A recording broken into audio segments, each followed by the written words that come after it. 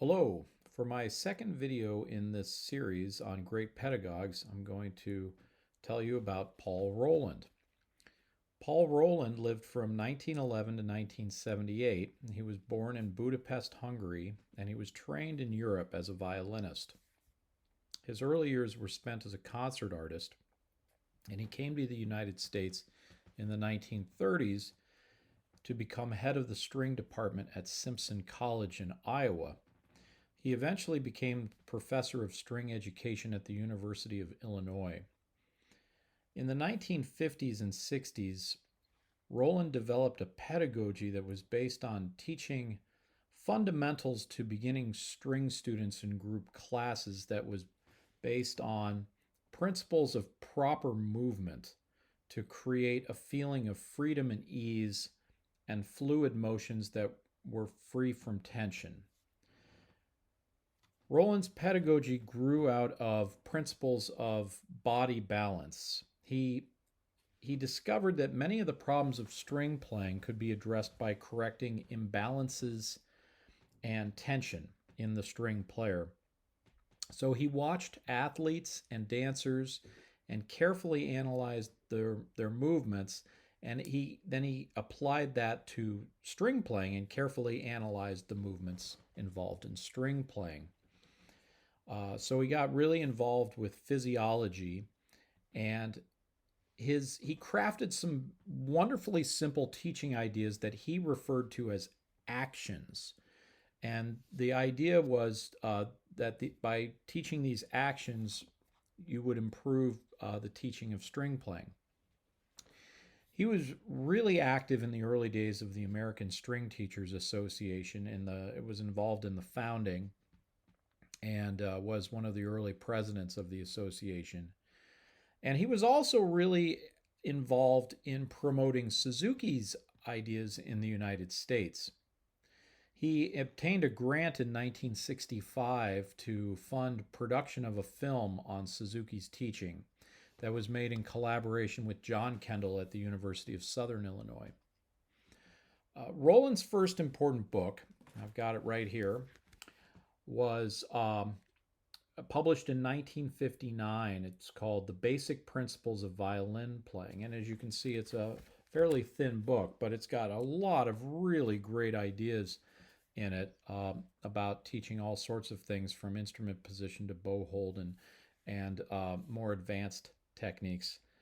And then in 1966, he received a grant from the U.S. Department of Health, Education, and Welfare, which has since been broken up into numerous departments. But back then it was called the U.S. Department of Health, Education, and Welfare.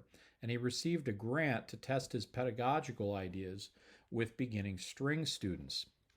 Final report on the project was published in 1971. I have a copy of it right here, and as you can see, it was quite a thick final report. I'll put the number up on the screen, so if any of you really want to look into it, I don't know if the government still makes that available, but that was published in 1971.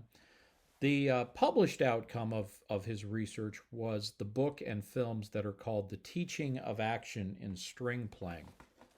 And this was co-authored with Marla Muchler, and this is what the book looks like. It's currently published by Alfred. I'll put the publishing information on the screen for the book and the DVD, which is published separately from the book. And so I'll put the information for how to purchase the DVD on there, the website to go to for that as well. These are both still available. The films are wonderful. I highly recommend that you get the DVD and watch them. They're very insightful. The book is basically the Bible of string teaching. It's a great book. I highly recommend it to anyone who is a teacher of strings, whether you're a private teacher, public school teacher. I think it's essential reading. It's just loaded with great ideas. Now, another interesting aspect of Rolland's research project was that he commissioned new music by Stanley Fletcher, which was published as New Tunes for Strings. And this is available through a number of outlets today. You can just Google Fletcher New Tunes for Strings, and several retail outlets will come up that sell his music. Several of the pieces Fletcher composed are featured in the films for the teaching of action and string playing. Paul Rolland also turned his ideas into a classroom method book, which it was called Prelude to String Playing. I've got it right here. I do not believe it is published any longer. It then also was reworked later in the 80s as Young Strings in Action, and I'm not sure if that one is still in print. It might be, but all of these were published by Boozy and Hawkes. The Prelude to String Playing, the Young Strings in Action, and Stanley Fletcher's New Tunes for Strings were all published by Boozy and Hawkes. So you could take a look at their website and see if they've got it still available if you're interested in pursuing that. Now, I wanted to do just a brief comparison of Suzuki and Rolland. Suzuki was a visionary in terms of musical and cognitive development, what children are capable of learning. He was the philosopher, whereas Rolland was the visionary with understanding of the importance of an awareness of the physical body so children can realize their potential. So, Suzuki was focused on a philosophy of learning. Rolland was focused on efficient and effective development of technique.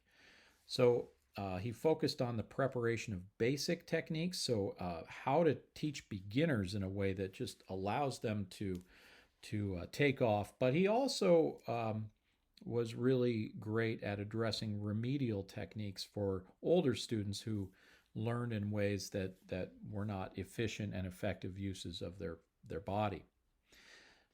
One of the things I find interesting today is that most students I meet have never heard of Paul Rolland, but most have heard about Suzuki, and some are very familiar with Suzuki. And why is this? I think that it's because Suzuki turned his ideas into a sequential method based primarily on traditional classical repertoire. A Suzuki Association was formed pretty early on. Teacher certification was put in place. The repertoire, the philosophy expanded internationally. Now, Rolland's ideas were more about general principles of movement and pedagogy, and he certainly taught folk songs to his students. He was familiar with classical repertoire. He was a concert artist. He chose to commission new pieces for his string project, and they're great pieces, but they didn't catch on like the Suzuki books did. He didn't focus exclusively on a system of private instruction for young children like Suzuki. He was developing principles that could be applied in any string teaching and learning situation. So consequently, just about everyone teaching strings today is using many of Paul Rolland's ideas in their teaching. They just might not be aware that they are because they've been so absorbed into the pedagogy. He's had tremendous influence on everything from how we teach instrument position and bow hold, to how we teach shifting and vibrato, to how we teach martelé and spiccato. Deeply influential. I consider myself to be in the third generation.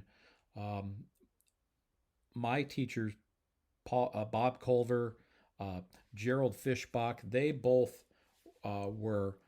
they learned from Rolland. There's a lot of people out there who learn directly from Rolland that are now advancing in age, and they're passing that information on to the third generation. And so his ideas are really, really influential, and we should all we all owe a debt of gratitude to Paul Rolland because he was just really an amazing teacher and thinker, and he introduced a lot of really powerful and effective ideas about teaching string instruments into our profession. So I hope you enjoyed learning a little bit about Rolland in this video. In the next video, I'm going to talk about Elizabeth Green and her contributions to string education. So hope to see you then. Bye.